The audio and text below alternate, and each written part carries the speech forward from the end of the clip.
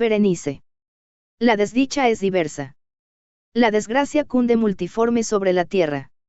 Desplegada sobre el ancho horizonte como el arco iris, sus colores son tan variados como los de este y también tan distintos y tan íntimamente unidos. Desplegada sobre el ancho horizonte como el arco iris. ¿Cómo es que de la belleza he derivado un tipo de fealdad, de la alianza y la paz, un símil del dolor? Pero así como en la ética el mal es una consecuencia del bien, así, en realidad, de la alegría nace la pena.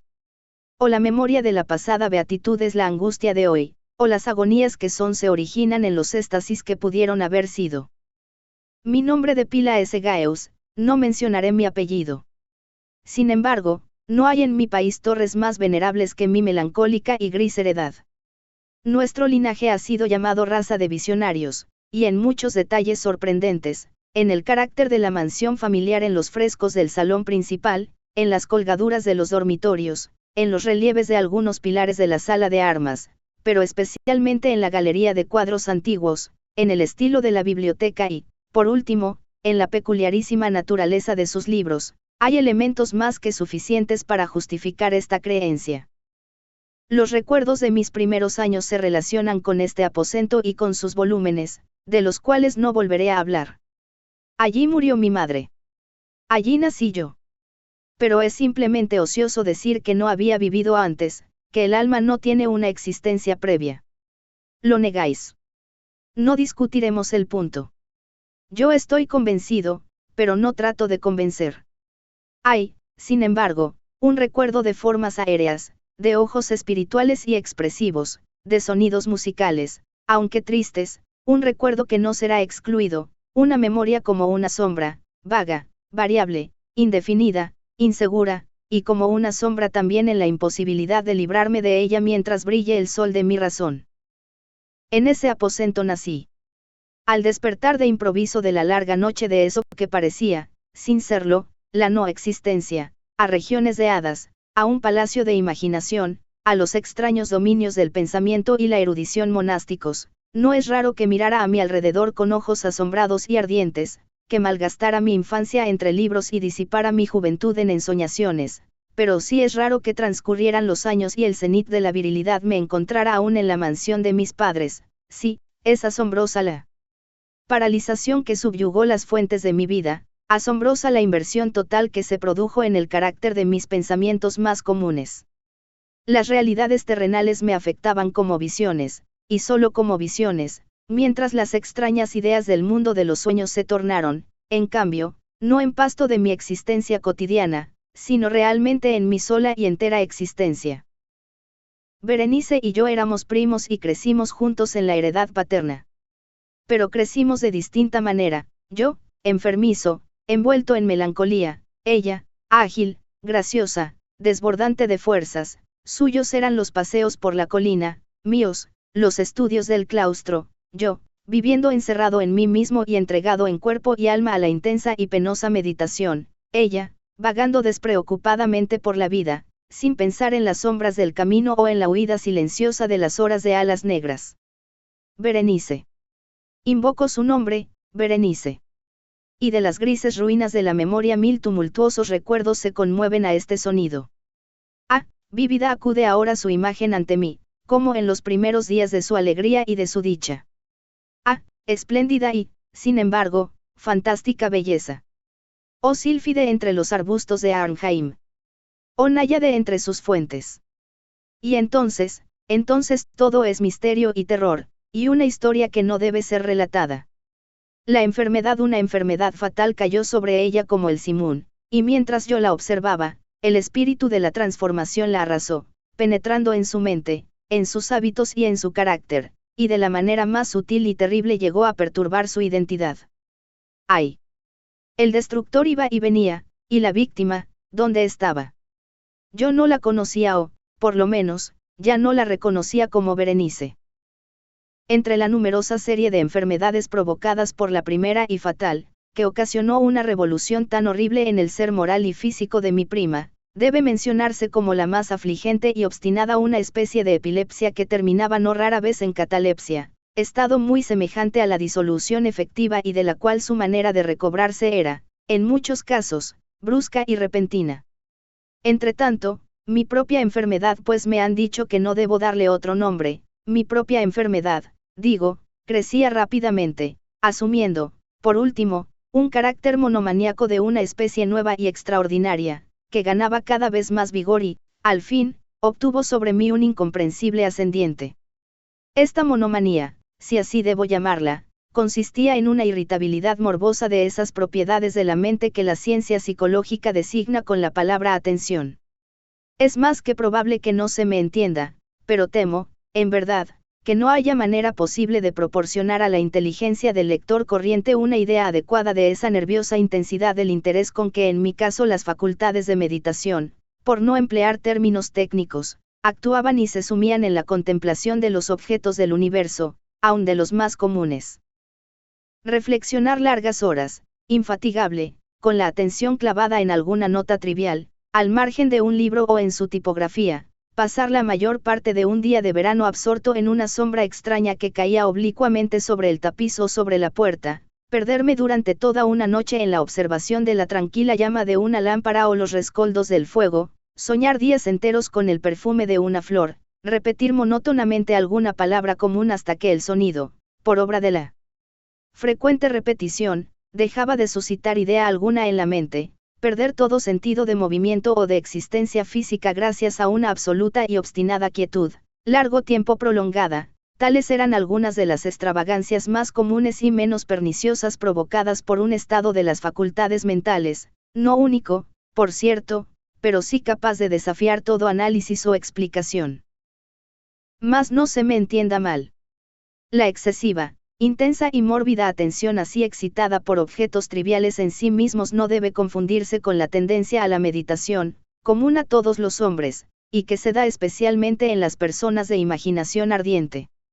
Tampoco era, como pudo suponerse al principio, un estado agudo o una exageración de esa tendencia, sino primaria y esencialmente distinta, diferente. En un caso, el soñador o el fanático, interesado en un objeto habitualmente no trivial, lo pierde de vista poco a poco en una multitud de deducciones y sugerencias que de él proceden, hasta que, al final de un ensueño colmado a menudo de voluptuosidad, el incitamentum o primera causa de sus meditaciones desaparece en un completo olvido.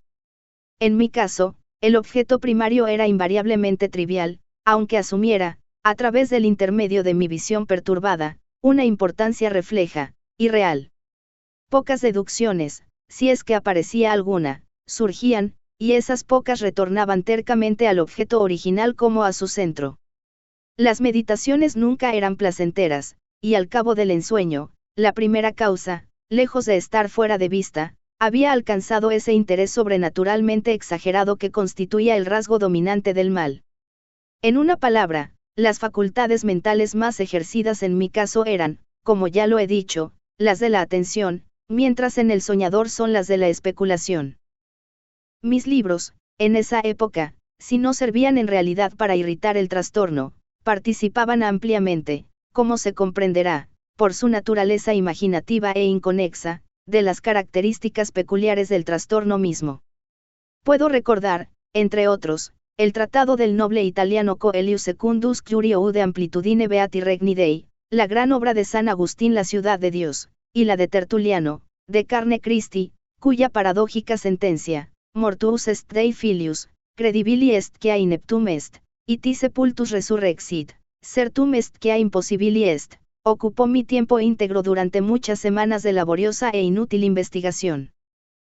Se verá, pues, que, arrancada de su equilibrio solo por cosas triviales, mi razón semejaba a ese risco marino del cual habla Ptolomeo Hefestión, que resistía firme los ataques de la violencia humana y la feroz furia de las aguas y los vientos, pero temblaba al contacto de la flor llamada asfódelo. Y aunque para un observador descuidado pueda parecer fuera de duda que la alteración producida en la condición moral de Berenice por su desventurada enfermedad me brindaría muchos objetos para el ejercicio de esa intensa y anormal meditación, cuya naturaleza me ha costado cierto trabajo explicar, en modo alguno era este el caso. En los intervalos lúcidos de mi mal, su calamidad me daba pena, y, muy conmovido por la ruina total de su hermosa y dulce vida, no dejaba de meditar con frecuencia, amargamente, en los prodigiosos medios por los cuales había llegado a producirse una revolución tan súbita y extraña. Pero estas reflexiones no participaban de la idiosincrasia de mi enfermedad, y eran semejantes a las que, en similares circunstancias, podían presentarse en el común de los hombres. Fiel a su propio carácter, mi trastorno se gozaba en los cambios menos importantes, pero más llamativos, operados en la constitución física de Berenice, en la singular y espantosa distorsión de su identidad personal. En los días más brillantes de su belleza incomparable, seguramente no la amé. En la extraña anomalía de mi existencia, los sentimientos en mí nunca venían del corazón, y las pasiones siempre venían de la inteligencia. A través del alba gris, en las sombras entrelazadas del bosque a mediodía y en el silencio de mi biblioteca por la noche, su imagen había flotado ante mis ojos y yo la había visto, no como una Berenice viva, palpitante, sino como la Berenice de un sueño, no como una moradora de la tierra, terrenal, sino como su abstracción, no como una cosa para admirar, sino para analizar, no como un objeto de amor, sino como el tema de una especulación tan abstrusa cuanto inconexa. Y ahora temblaba en su presencia y palidecía cuando se acercaba. Sin embargo, lamentando amargamente su decadencia y su ruina, recordé que me había amado largo tiempo, y, en un mal momento, le hablé de matrimonio. Y al fin se acercaba la fecha de nuestras nupcias cuando, una tarde de invierno en uno de estos días intempestivamente cálidos, serenos y brumosos que son la nodriza de la hermosa Alción, me senté, creyéndome solo, en el gabinete interior de la biblioteca. Pero alzando los ojos vi, ante mí, a Berenice. Fue mi imaginación excitada, la influencia de la atmósfera brumosa, la luz incierta, crepuscular del aposento, o los grises vestidos que envolvían su figura, los que le dieron un contorno tan vacilante e indefinido. No sabría decirlo. No profirió una palabra y yo por nada del mundo hubiera sido capaz de pronunciar una sílaba. Un escalofrío helado recorrió mi cuerpo, me oprimió una sensación de intolerable ansiedad, una curiosidad devoradora invadió mi alma y, reclinándome en el asiento, permanecí un instante sin respirar, inmóvil, con los ojos clavados en su persona. ¡Ay! Su delgadez era excesiva, y ni un vestigio del ser primitivo asomaba en una sola línea del contorno. Mis ardorosas miradas cayeron, por fin, en su rostro. La frente era alta, muy pálida, singularmente plácida, y el que en un tiempo fuera cabello de azabache caía parcialmente sobre ella sombreando las hundidas sienes con innumerables rizos, ahora de un rubio reluciente, que por su matiz fantástico discordaban por completo con la melancolía dominante de su rostro. Sus ojos no tenían vida ni brillo y parecían sin pupilas, y esquivé involuntariamente su mirada vidriosa para contemplar los labios, finos y contraídos. Se entreabrieron, y en una sonrisa de expresión peculiar los dientes de la cambiada Berenice se revelaron lentamente a mis ojos. Ojalá nunca los hubiera visto o, después de verlos, hubiese muerto. El golpe de una puerta al cerrarse me distrajo y, alzando la vista, vi que mi prima había salido del aposento. Pero del desordenado aposento de mi mente, ay, no había salido ni se apartaría el blanco y horrible espectro de los dientes. Ni un punto en su superficie, ni una sombra en el esmalte, ni una melladura en el borde hubo en esa pasajera sonrisa que no se grabara a fuego en mi memoria. Los vi entonces con más claridad que un momento antes. Los dientes. Los dientes. Estaban aquí y allí y en todas partes, visibles y palpables, ante mí, largos, estrechos, blanquísimos, con los pálidos labios contrayéndose a su alrededor, como en el momento mismo en que habían empezado a distenderse. Entonces sobrevino toda la furia de mi monomanía y luché en vano contra su extraña e irresistible influencia. Entre los múltiples objetos del mundo exterior no tenía pensamiento sino para los dientes. Los ansiaba con un deseo frenético. Todos los otros asuntos y todos los diferentes intereses se absorbieron en una sola contemplación. Ellos eran los únicos presentes a mi mirada mental, y en su insustituible individualidad llegaron a ser la esencia de mi vida intelectual. Los observé a todas las luces. Les hice adoptar todas las actitudes. Examiné sus características. Estudié sus peculiaridades. Medité sobre su conformación. Reflexioné sobre el cambio de su naturaleza. Me estremecía al asignarles en imaginación un poder sensible y consciente, y aún, sin la ayuda de los labios, una capacidad de expresión moral. Se ha dicho bien de Mademoiselle Salle que tous es pas talent de sentiments, y de Berenice yo creía con la mayor seriedad que tous es dent se talent des idees. Des idees. Ah, este fue el insensato pensamiento que me destruyó. Des idees. Ah, por eso era que los codiciaba tan locamente. Sentí que solo su posesión podía devolverme la paz, restituyéndome a la razón. Y la tarde cayó sobre mí, y vino la oscuridad, duró y se fue, y amaneció el nuevo día, y las brumas de una segunda noche se acumularon y yo seguía inmóvil, sentado en aquel aposento solitario, y seguí sumido en la meditación, y el fantasma de los dientes mantenía su terrible ascendiente como si, con la claridad más viva y más espantosa, flotara entre las cambiantes luces y sombras del recinto. Al fin, irrumpió en mis sueños un grito como de horror y consternación, y luego, tras una pausa, el sonido de turbadas voces, mezcladas con sordos lamentos de dolor y pena. Me levanté de mi asiento y, abriendo de par en par una de las puertas de la biblioteca, vi en la antecámara a una criada deshecha en lágrimas, quien me dijo que Berenice ya no existía. Había tenido un acceso de epilepsia por la mañana temprano, y ahora, al caer la noche, la tumba estaba dispuesta para su ocupante y terminados los preparativos del entierro. Me encontré sentado en la biblioteca y de nuevo solo. Me parecía que acababa de despertar de un sueño confuso y excitante. Sabía que era medianoche y que desde la puesta del sol Berenice estaba enterrada. Pero del melancólico periodo intermedio no tenía conocimiento real o, por lo menos, definido.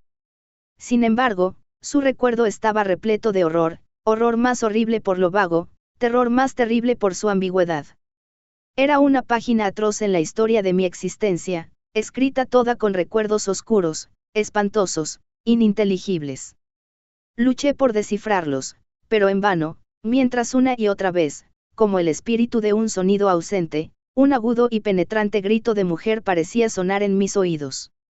Yo había hecho algo. ¿Qué era? Me lo pregunté a mí mismo en voz alta, y los susurrantes ecos del aposento me respondieron, ¿qué era? En la mesa, a mi lado, ardía una lámpara, y había junto a ella una cajita. No tenía nada de notable, y la había visto a menudo, pues era propiedad del médico de la familia. Pero, ¿cómo había llegado allí, a mi mesa, y por qué me estremecí al mirarla? Eran cosas que no merecían ser tenidas en cuenta, y mis ojos cayeron, al fin, en las abiertas páginas de un libro y en una frase subrayaba, dice van mi sodales y sepulcrum amicae visitarem, curas meas aliquantulum for levatas. Porque, pues, al leerlas se me erizaron los cabellos y la sangre se congeló en mis venas. Entonces sonó un ligero golpe en la puerta de la biblioteca, pálido como un habitante de la tumba, entró un criado de puntillas. Había en sus ojos un violento terror y me habló con voz trémula, ronca, ahogada. ¿Qué dijo? Oí algunas frases entrecortadas. Hablaba de un salvaje grito que había turbado el silencio de la noche, de la servidumbre reunida para buscar el origen del sonido, y su voz cobró un tono espeluznante, nítido, cuando me habló, susurrando, de una tumba violada, de un cadáver desfigurado, sin mortaja y que aún respiraba, aún palpitaba, aún vivía. Señaló mis ropas, estaban manchadas de barro, de sangre coagulada. No dije nada, me tomó suavemente la mano, tenía manchas de uñas humanas. Dirigió mi atención a un objeto que había contra la pared, lo miré durante unos minutos, era una pala. Con un alarido salté hasta la mesa y me apoderé de la caja. Pero no pude abrirla, y en mi temblor se me deslizó de la mano, y cayó pesadamente, y se hizo añicos, y de entre ellos, entrechocándose, rodaron algunos instrumentos de cirugía dental, mezclados con 32 objetos pequeños, blancos, marfilinos, que se desparramaron por el piso. Fin.